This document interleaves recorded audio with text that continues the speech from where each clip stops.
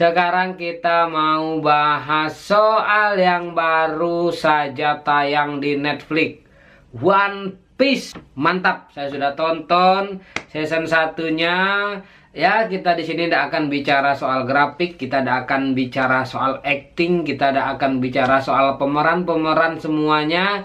Kita akan berbicara soal alur cerita yang memang agak berbeda. Cuma kita sorotin dulu di sudut pandang. Di sudut pandang di film One Piece Real Life ini, yang realnya ini adalah bahwa sudut pandangnya itu sudut pandang si tokoh utama Luffy dan krunya, dan sudut pandang kakeknya Grab. Kalau di komik itu nggak ada.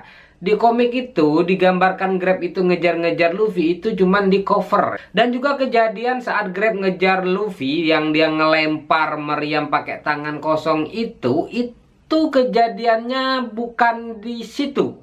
Maksudnya bukan di awal-awal, itu kejadian ketika Luffy baru dapat kapal baru di Water 7 kalau nggak salah. Iya betul, dia mau selesai dari dapat kapal dari Water 7 dibuatan Franky, dia kabur dikejar Grab. Bukan di situ. Juga di animenya juga nggak ada diperlihatkan soal Zoro yang mengalahkan Mr. Seven. Memang ada diceritakan bahwa si Zoro itu sempat ditawari gabung sama organisasi yang dibuat oleh Crocodile. Cuman di filmnya ini digambarkan ketika Zoro nolak dan sempat berantem. Oke, berantemnya di situ badas sekali.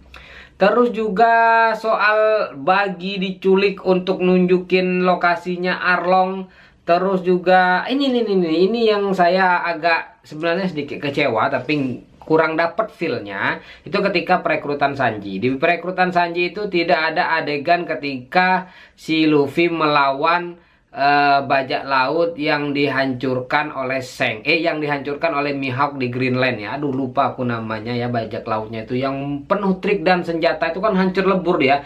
Itu nggak ada adegannya langsung si Mihawk itu nyari-nyari Luffy dan tarung dengan Zoro. Jadi feelnya kurang dapat. Kenapa feelnya kurang dapat? Karena kalau di animenya atau di komiknya itu kejadian ketika si Zep dan si Sanji itu akhirnya mau gabung dengan Luffy adalah ketika dia melihat keteguhan seorang Luffy melawan seseorang yang jauh lebih kuat dan penuh dengan trik senjata. Di situ kan Luffy kan nggak pandang bulu, itu ada apa namanya selimut duri-duri ditonjoknya. Kagum Zef dan si Sanji kepada Luffy, dan itu akhirnya si Sanji mau gabung gitu. Tapi di real life yang Netflix ini nggak ada, jadi agak kurang dapat feelnya di situ. Tapi keseluruhan oke. Oh ya, dan juga ini karena ini diarahkan juga sama Oda ya. Film ini diarahkan sama Oda.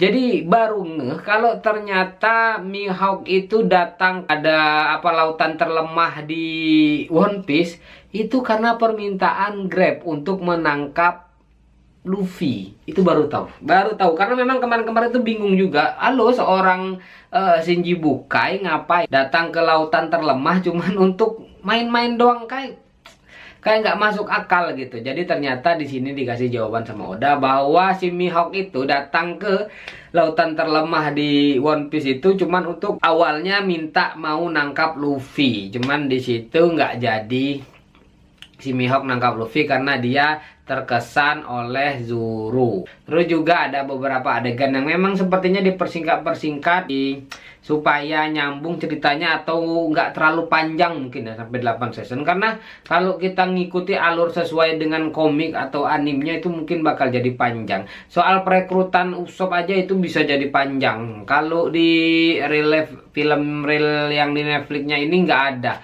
Kejadian Zoro nyasar langsung nyampe ke markas Arlong juga nggak ada. Padahal itu badas banget kalau ada. Tapi sejauh yang gua tonton dari awal episode 1 sampai 8 di season 1 ini yang paling keren memang Zoro keren banget. Oke, bagaimana bro kalian suka, puas atau enggak, atau belum nonton sama sekali? Kasihan, makanya berlangganan tuh apa yang mau dilangganin. Oke.